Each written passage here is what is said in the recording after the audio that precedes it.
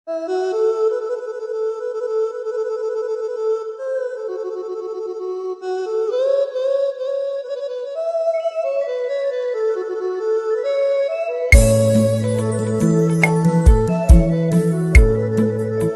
ំសូម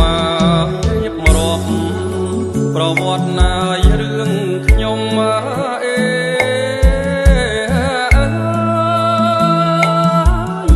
រឿងខ្ញុំ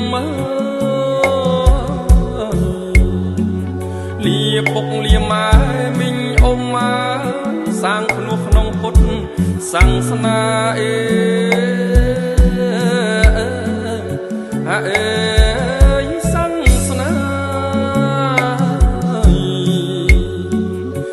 លះបងងាយផ្លូវលោស្វែងរកមេគាសង្ស្ដា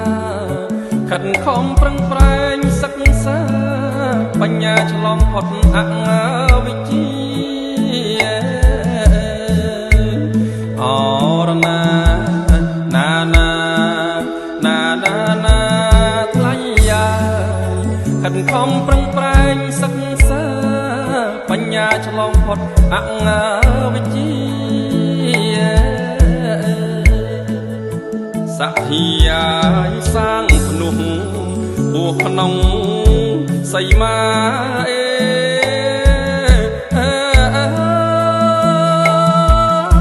សីមា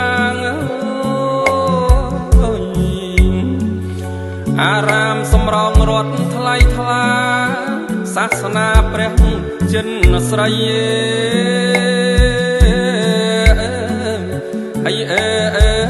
ចិនស្រីប្រជាចាំក្មេងជ្រុំជ្រែងសាទរពេកក្រៃព្រះអង្គគួនស្ដៅក្មេងវ័យនិស័យដឹកនាំសាសនាអរណាថ្លៃយ៉ាព្រះអង្គគួនស្ដៅក្មេងវ័យនិស័យដឹកនាំសាសនាព្រះគុណណាបំណាច់សម្ដេចពុទ្ធជ័យ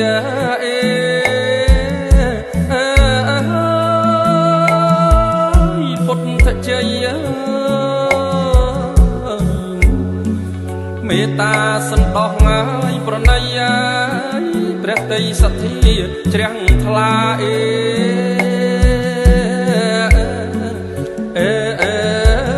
ជ្រាំងថ្លាដឹកនាំមាយកសាងវិហារខ្លងវាសាលាផ្លូវលំស្រះទឹកសួនច្បារស្នាដៃកាត់ថ្លៃពុំបានអរណាថ្លៃយ៉ាផ្លូវលំស្រះទឹកសួនច្បារស្នាដៃកាត់ថ្លៃពុំបានរូបរួមមកស្មងស្ម័គ្រសាមគ្គីពួតដៃ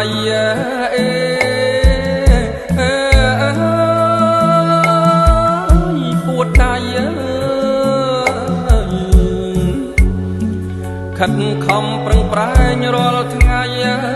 ដើម្បីជាតិនឹងខេមរា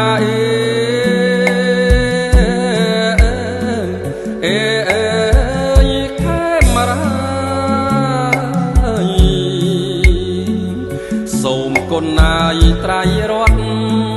ត្រត្រង់អភិបាលរក្សាសម្ដេចគង់ក្នុងសាសនាសុខសាន្តដរាបរៀងអរណាថ្លៃយ៉ាសម្ដេចគង់ក្នុងសាសនាសុខសាន្តដរាបរៀង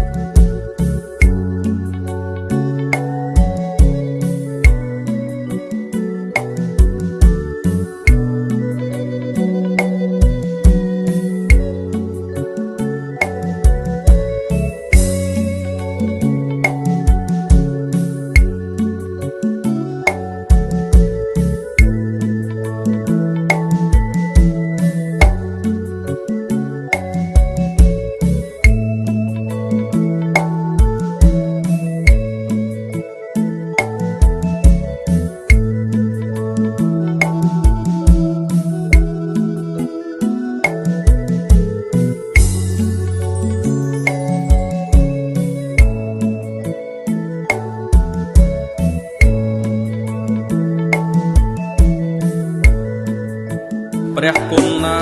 យបំណាច់សម្ដេចពុទ្ធជ័យ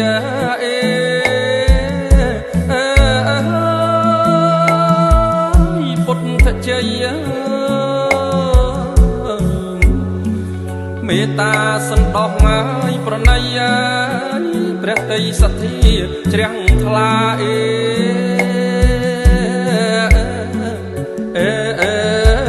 ជ្រះថ្លា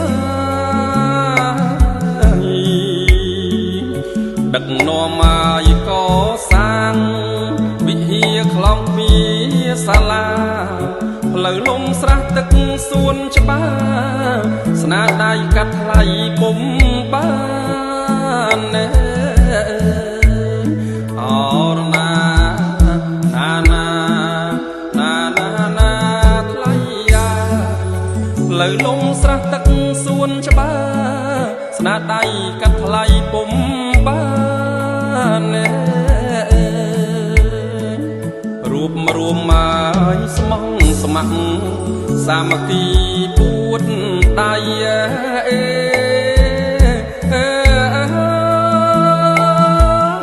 ពួតដៃខិតខំប្រឹងប្រែងរាល់ថ្ងៃដើម្បីជាតិនឹងខែមរា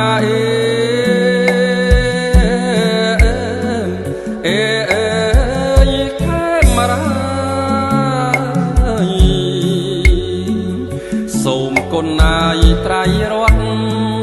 ត្រត្រង់អភិបាលរក្សាសម្ដេចគង់ក្នុងសាសនាសុខសានដរាបរៀងអរណាថ្លៃ